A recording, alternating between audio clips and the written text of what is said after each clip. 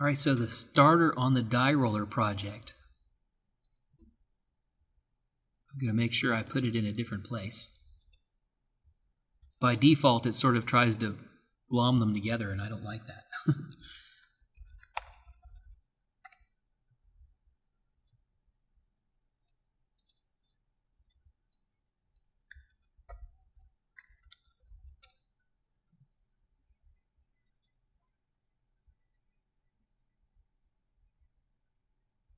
Okay, let's look at the requirements.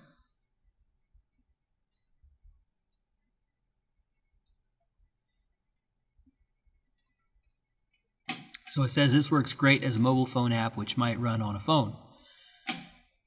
It's not a requirement to get it running on a phone since I can't require you to have a phone that would run this, so that's out, but we could set it up so that it would build on a mobile environment. So that's part of what I'll show you is how to set the build settings. And the other thing that you would need if you wanted to make it mobile would be you would need some sort of SDK. Now, if you're going to build for the iPhone or the iOS applications, you need a Mac for that. There's no way around it. You can't build iOS on a PC. So you need a Mac. You can develop on a PC and connect your Mac remotely. It just has to be on the same network. So it's kind of like building for an Xbox. You can't program on an Xbox, but if you have an Xbox plugged into your network, then you can manipulate the Xbox and build and publish to it. Same thing with iOS and Mac. Or you can just go the easy route and get a Mac and develop on the Mac. Either way works. Ta-da! The only thing you can't do on a Mac easily, you can do it, but not easily, is use Visual Studio as your IDE. But we don't cover that in this class anyway, so it's all fine. Yeah, but that's not the same thing. That's just a text editor. All right, so what were the other requirements? Let's see. Deployable on a phone, free dice assets in the asset store. I'll give you one that's okay. Or you can create your own if you have 3D skills. When you run the app, a single die should drop and roll. You're responsible for writing the code needed to figure out the value of the die and outputting it to the debug console. Oh, wow, that's easier than I thought. I thought I was going to have you put it on the screen. But the debug console is actually easier. Good for me. All right. So we'll start by making a space. Now this is going to look remarkably similar to the marble application that you were working on in the last lab. And that's on purpose. So usually I take you all the way through one and then I give you something that's similar to it so that you can sort of spread your wings. But since this is the first one, I'm going to hold your hand a little bit, although I doubt you need it. All right, so I'm just going to make a surface where our die can roll.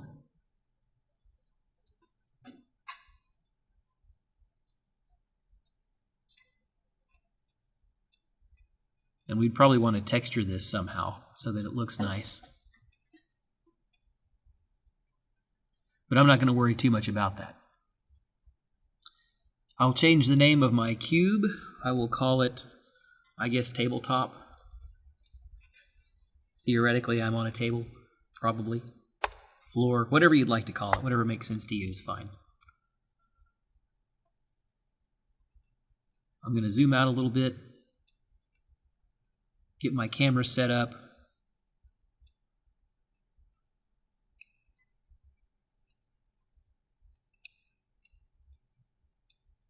I'll leave the aesthetics to you. I'm just going to go with this one. So, make sure you have camera selected, game object aligned with view, and now we're looking down, and that's fine. I want to make sure that any die that I roll, it's not going to go off the edges, so why don't I make a few cubes for that.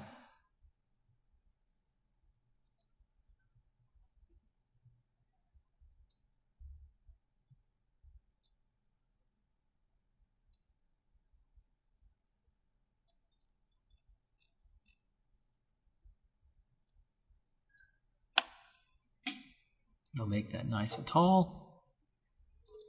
And I'll move it over. Oops. I'm not worrying too much about what it looks like because I'm going to make them invisible here in a minute. And I'm using Control D to duplicate the walls. And we'll rotate them around.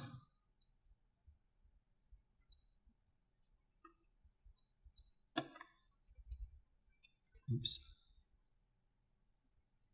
What did I just do? Okay. Mighty.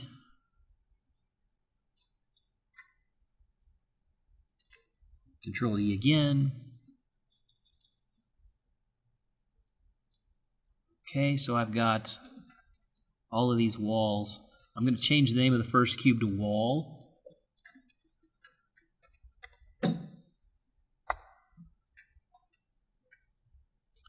Actually, I will do this. I'll make an empty game object to hold them.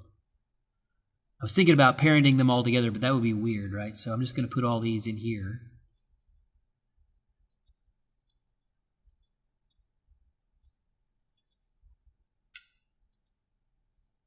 I'll call it walls. So now I've got them all in one container. And now I'm just going to go through and turn off the mesh renderer, effectively making the wall invisible, but it still has substance.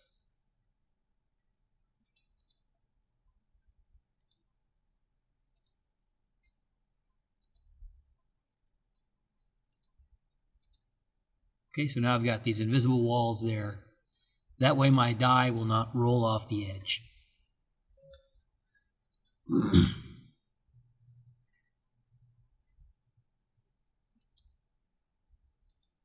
I'll go ahead and save my scene. I'll call it main. And now I need a die. Do I not? I think I have one.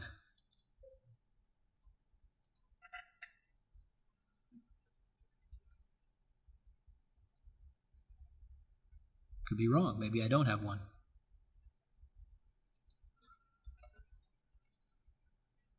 Yeah. I guess not.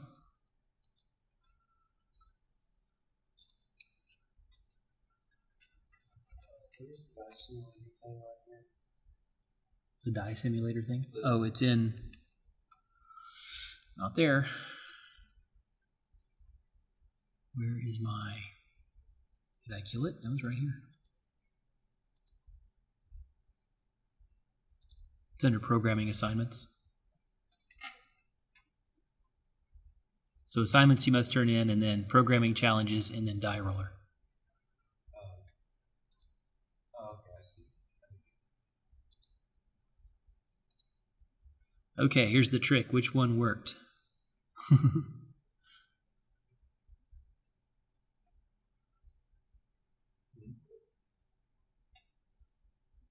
I've got like a whole bunch of them here, and I remember only one of them worked. So let's see if that's it. I'll bet that's it.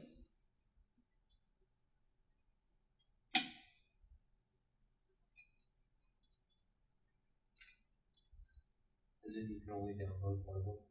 No, I just don't want to waste time, because some of them don't import correctly, and some of them are just ugly.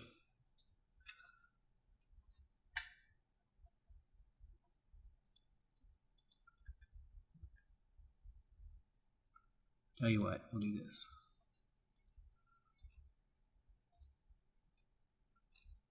Did it not come down? Maybe it didn't come down. There it goes.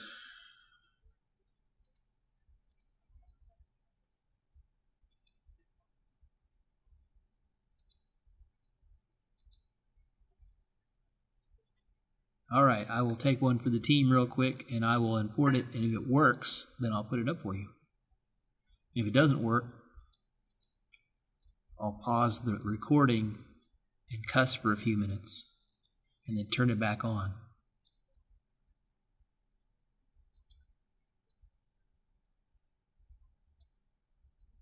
All right, Kind of a high polygon count, but you know, it works. Since that's the only thing we're putting in there, I'm not going to worry about it. All right, let me put this up so you can get to it. I'll just add it to the assignment.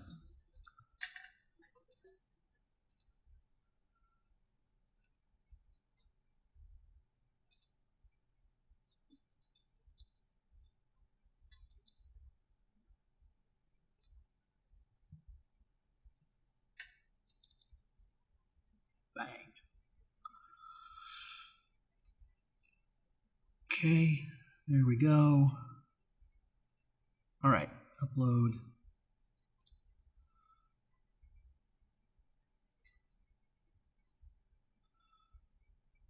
All right, so it's on the assignment. Pause for a minute. All right, so everybody has the die now. I'm going to make this smaller.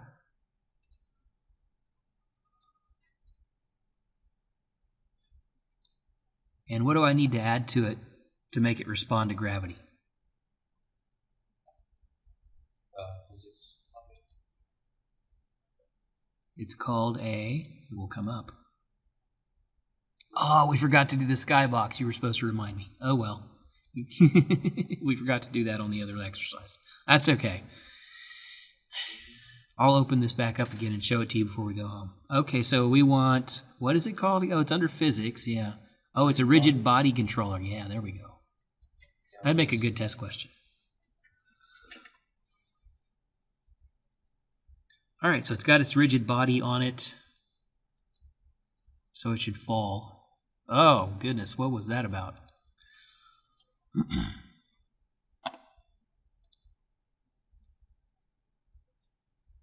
Okay, so we've got a rigid body. This will have a collider on it for sure. This one does not. So where's our, okay, here's our die. Now I'm going to change the name of this because that just drives me crazy. It's 1. So it's a die. And we don't have a collider on this thing, which is surprising.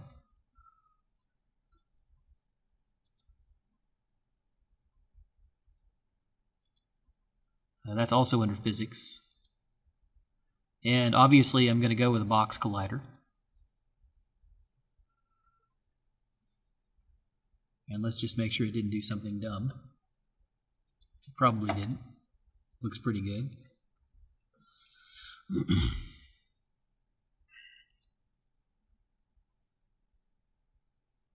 Nice. Thud. All right, not very animated, right? Yeah.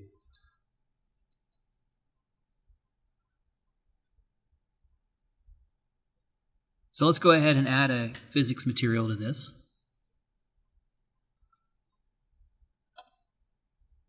Let me close some of this up so we can see a little bit more of it. So the physics material is on the collider. And now I don't know what to say because this says physics material and the thing in the assets said physics materials. But I'll just say physics materials because that seems natural, right? So I'll do create and material, oh no, physics material. And I'll call it bouncy die. And I'll just set its bounciness to 1.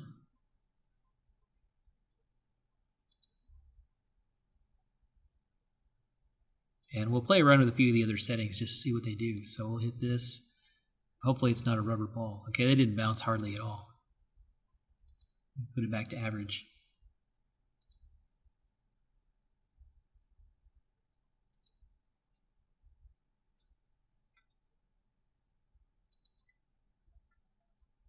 Maximum.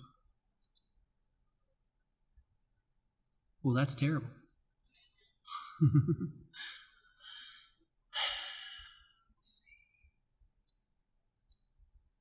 I think this is, what is the range on this? 0 to 1, so it should be maxed out. Boy, it worked better on that ball that we did, or the marble. All right, let's see. Might have to bust out the whole manual here in a minute. I'm going to turn this so that it will land on an edge.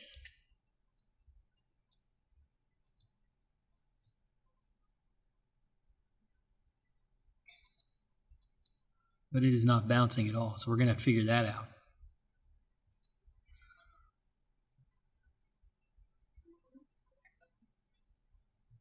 Try making it smaller. Actually, I think the next thing I'm going to try is making its mass bigger. See if that affects it.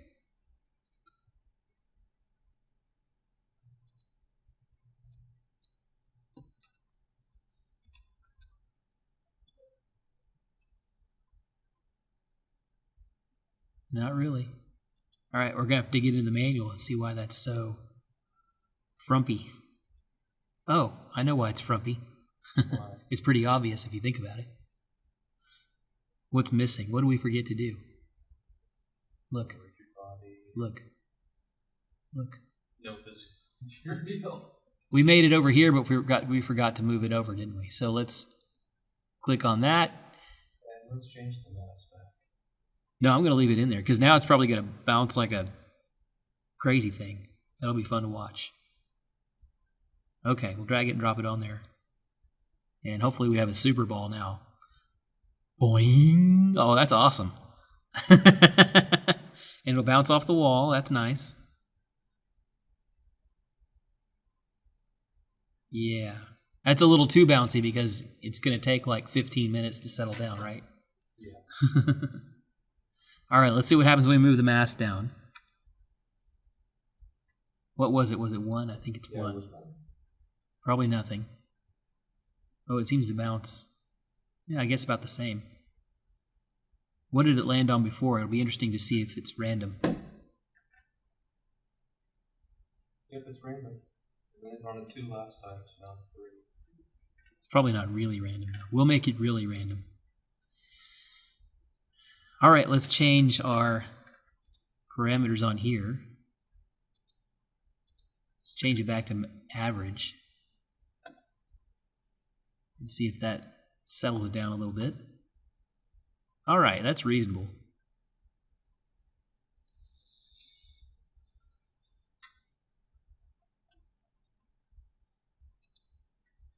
We'll save it off.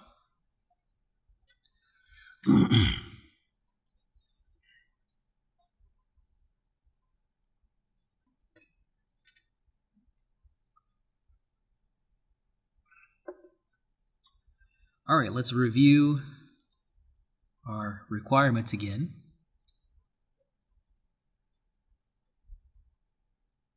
So plan it so that it's deployable on a mobile phone. Dice assets taken care of. A single die should drop and roll. You're responsible for writing the code needed to figure out the value of the die, outputting to the debug console. Okay, so let's set up what we know we are going to have. We know we're going to have some sort of script on this thing. So I'll add a script component. I'll call it die controller.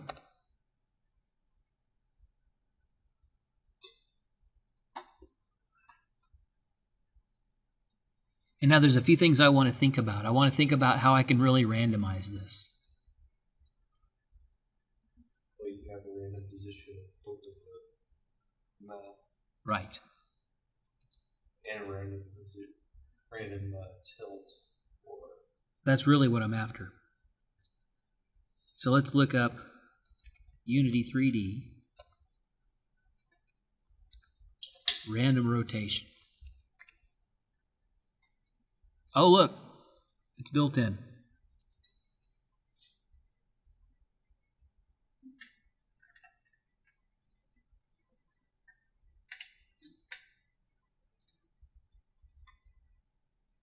There we go. Transform.rotation equals random.rotation. Does not get any better than that. So we've got our script. Let's go ahead and launch our script in mono develop, presumably. or whatever I have. Oh, I bet you I don't have it. Yeah, I do. Good. I was going to say I'm developing that other thing. I didn't remember if I had it set or not.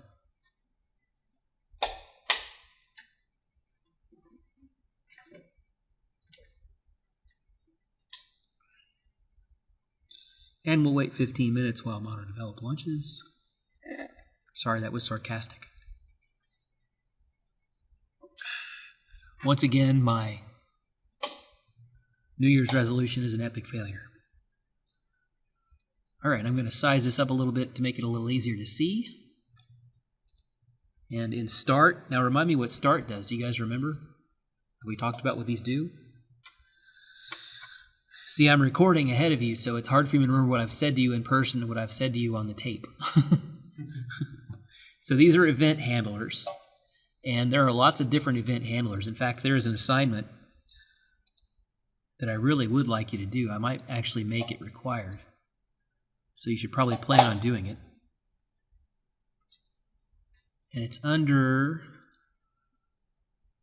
Writing Assignments.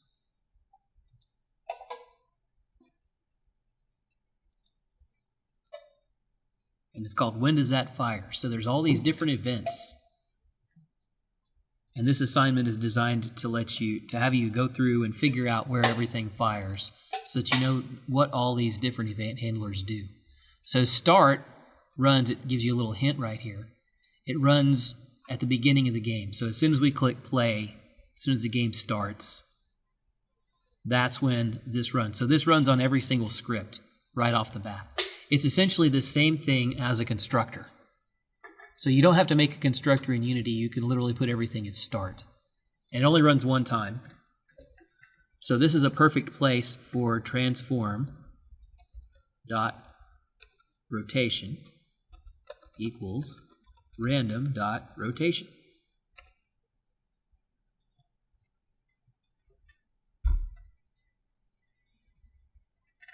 Now, how can we test this? We really want to observe it before it drops, right? So I'm going to switch back over to Unity. And I've got my die, and I've got my rigid body, and I'm going to do what the character Q once suggested in Star Trek: The Next Generation when they were trying to get out of a difficult situation. And Q is devoid of his powers. He recommended that Jean-Luc Picard simply change the gravitational constants of the universe. You know, like you do. But in here, we can just turn this checkbox off. And so what we can do now is we can run this, and it won't drop. And we can look and see if, in fact, each time it is a different rotation. And it seems to be working quite fine.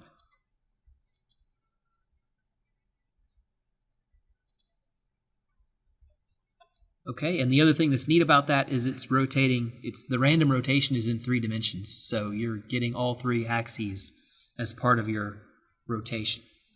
And you didn't have to compute one single Euler angle to get there. Nice, right? Okay, let's turn gravity back on. And we should get random rolls.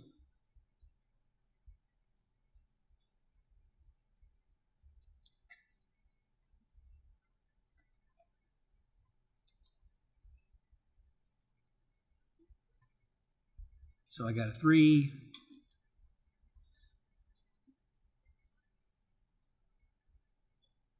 And a 6. And we're pretty much set up at this point.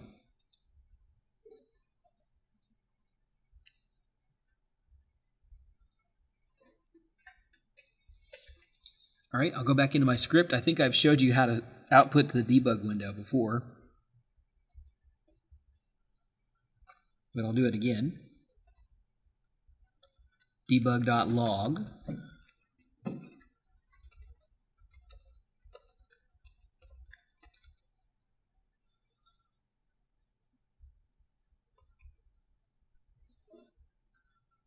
Or if you want to be funnier, I think I spelled that right. We'll switch back over to Unity. And assuming no errors, you can see down here in the window, if I blow this up all the way, that our debug statement is down there. You can also see it in the console. So whatever I put in there is going to show up in the console window. So the requirement is that you figure out what's showing face up and you output that number to the debug window. So you could have it say the die value is 3. So that's your challenge. And you're not going to be able to do this until you watch, well, you're probably not going to be ready to do this, I should say. You certainly can try. You're going to need a coroutine to pull this off. So you need to watch both of those lectures so that you understand what a coroutine is.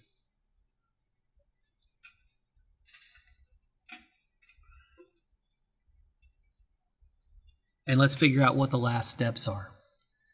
So we've kind of got, you know, the beginning and the end, and now we just need the middle. So there's 2 things that we need to figure out how to do. Can you fathom what they are?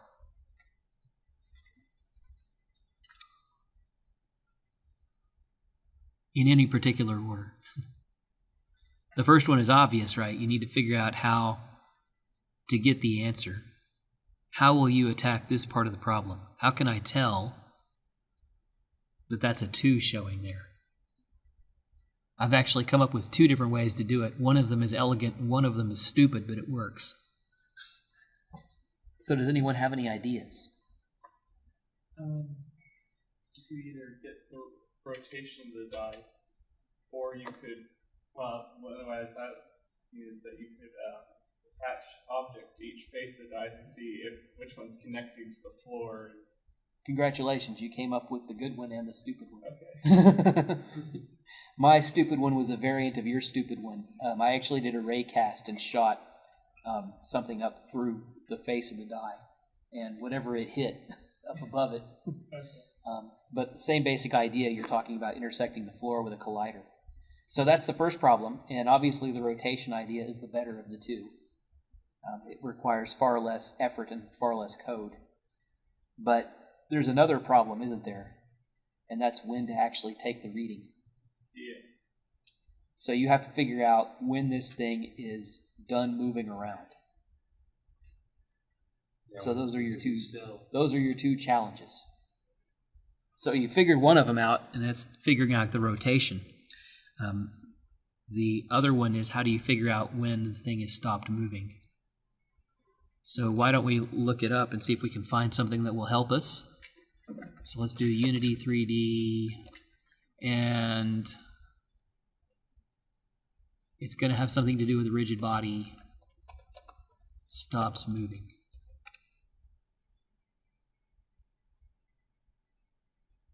And we don't want to make it stop, we want to detect when it stops.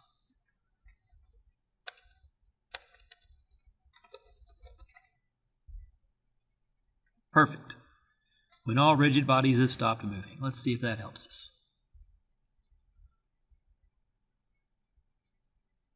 Okay, so this is a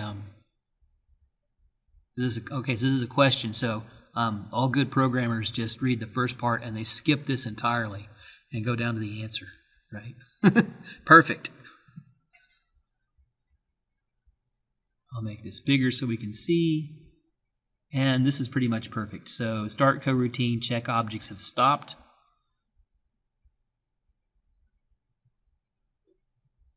All sleeping. So it finds objects of type, that's unnecessary, but it would work. For each rigid body is sleeping. Okay, so Geo is game object, so I'm just kind of interpreting this on the fly.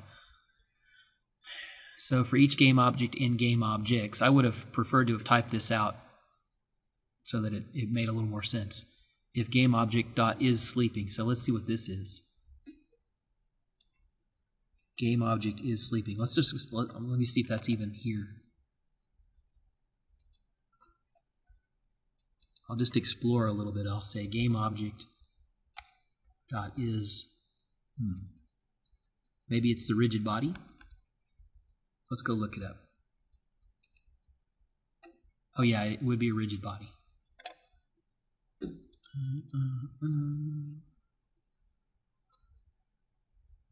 Oops. Unity 3D, rigid body is sleeping.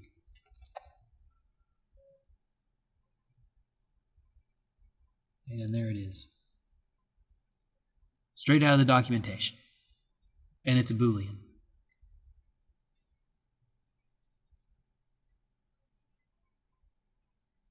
All right, so all we have to do is implement this little coroutine function over here, and we're good to go. So a coroutine, just to give you a bit of a spoiler, it's covered in the second of the 2 lectures that I want you to watch over the course of the week. And they're pretty short. I think they're about 30 or 40 minutes. I think one's like 30 and one's maybe 40. So it's not a ton of time. It surely isn't 2 hours. So what a coroutine does is it allows you to run code that spans more than one frame, right? So we've talked about game loops and we've talked about frame rates and things like that. We've sort of touched on them, and the lectures cover them in a little bit more detail on how they work. But to sum it up, Unity runs off of a game loop. Pretty much all game engines run off of a game loop. And it's just this infinite loop that's constantly running. And that's what causes all of these events that we saw earlier to fire. So the start and the update, all those different events are firing in response to our frame changes. And I wish we still taught Flash, because Flash was very visual with respect to how frames work. But you can picture a frame as being like the frame of a movie, and we're running at roughly 60 frames a second. That's our target. Now, if we have slow hardware, it's going to run slower than that. If we have fast hardware, it can run faster than that. But our target is generally 60 frames a second. So that's fast enough to give really smooth-looking animation. And so that's what most of the consoles target. And that's why it's 60 frames per second. Problem is, if you try to run some code inside of this update method, so update, it says here, is called once per frame. If you try to run something, pretty much you're limited to what you can execute in 1/60th of a second, right? So you can't do a lot in here. Most of the things that we do in here are pretty trivial. Change the property of something or move something by a couple of, points of a meter. Just small things are happening in here. When you want something that can last over the course of several frames, then you have to use a coroutine for that. And a coroutine is just something that, again, runs across multiple frames. That's the Unity definition of it. There's a more general computer science definition of it. If you'd care to look that up, you can. But the hallmarks of the coroutine are, first of all, you start it with coroutine, and then you're passing in a method. And the thing to watch on this method is that we're actually, see if it got big. We're actually passing in the method, right? So I touched briefly on Lambda languages, what seems like about 1 million years ago, and I said Lambda languages allow you to pass functions as arguments, and you can also return functions as return values. And that's what a Lambda language like C# allows you to do. So we're not passing in the name of a function here, we are actually passing in a reference to the function itself. So that's our coroutine, so we just need to find that, and in this code it's pretty straightforward. It's right here. Checked objects have stopped, and that's the function.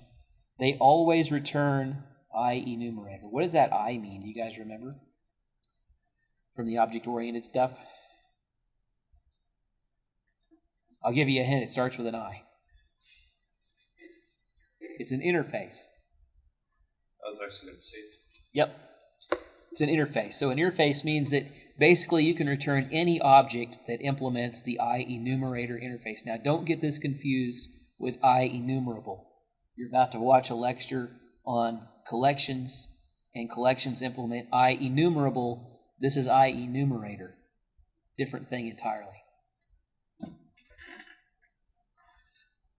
All right, so that's the requirement. A coroutine has to return I enumerator. And then the other thing that you'll see in here is a yield statement. So here it is. And basically what this says is, as we get to the end of the frame, this is what you're going to do. In this case, it's not going to do anything. It's just going to return. But it's sort of like a bookmark. It's saving its spot in the computation. And when the frame starts over again, it's going to come back here and pick up where it left off. So we're still bound to frames, but we're not bound to frames because we're able to execute code across multiple frames. So that's important for this because, of course, that die is going to be bouncing around for a second or two, which means 120 or so frames will have gone by. And we can't just throw it in update because update is just too fast. So this is pretty much everything you need to complete the assignment other than figuring out how to do the angle. And to do that, I would do it this way. I would just go in here and look at the dang thing. Right? So if we set our rotation, now that we have this randomized, we set our rotation back to 0, 0, 0. Oh, look, that's a 5. Okay. So what if we do 90 degrees on X? What does that get us? Okay, that's a 1. What's 180 get us? Okay, that's 4. 270? That's a 6. So you can go through and just play with the rotations at 90 degree increments and figure out what the rotations are.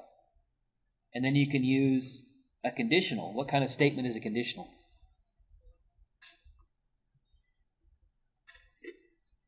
True or false? No, that's Booleans. Well, you're partially right, because an if statement, which is the answer, always evaluates a true or false statement. So if you're behind on your lectures, there is a conditionals lecture up. It's not very long either. So get caught up, because you're to the point now where you're starting to need these techniques. So you'll have these conditionals. There's 2 conditionals that you can work with. There's an if statement and there's a switch statement, and they're both covered in that lecture. So a switch statement is probably more convenient, though I'm not going to say that's the way to go because I don't know. I haven't gotten in there. Of course, I wrote this code, but I wrote it 3 years ago, so I don't remember. That's your job, right? I'm just going to give you pointers. Plus, I don't want you to necessarily solve it the way I solve it. I want you to figure it out, because the most important thing that I can do for you is teach you how to solve the problem. If I just give you the answer, all you've done is memorize the answer. It's more important that we have these talks where we break it down and figure out how to solve the problem, and then come up with what you think is the best way to do it. And then I would encourage you to pick something and run with it. Don't try to overanalyze, and don't try to come up with the best way and what you think. I think one of the scariest things that any programmer does is show his code to somebody else, because we're all scared that somebody smarter than us is going to see it and call us an idiot. That's almost universal, right? If that's not you, then you're awesome. But I think most of us get nervous about that. I've seen lots of talented, seasoned programmers not want to show me their codes. Well, I need to go clean it up first, and I need to go, well, okay, that just means you've probably done some lazy things with your variable names and stuff like that. Sort of keep your house clean, and then you won't have to worry about that stuff. Anyway, I don't want you to sort of be nailed down into this thought that there's a right way and a wrong way to do it. Whatever works, if it works, maybe there's room for improvement, but you get points for it working, right? It has to work. That's shippable code. And then if you can come up with a way to optimize it later, that's called refactoring, and you always do that sort of at the end of the project. So the most important thing, and this goes back to, we'll tie it back to what we started off with. We started talking about agile methodologies. And one of the most important things in agile methodology is get something working as quickly as possible. And if it's not perfect, you can always go back and refactor it. But if you have something working, you can show it to your customers and your stakeholders and let them see it and let them give you feedback on it and let that drive your development effort, as opposed to spending 6 weeks trying to figure out the optimal way to come up with that's a 5. All right, so that's what I want you to work on with respect to this assignment. If you choose to do it. And I don't see why you wouldn't, since you're 3/4 of the way there, right? Any questions, comments, or snide remarks? I'll go ahead and turn the recording off.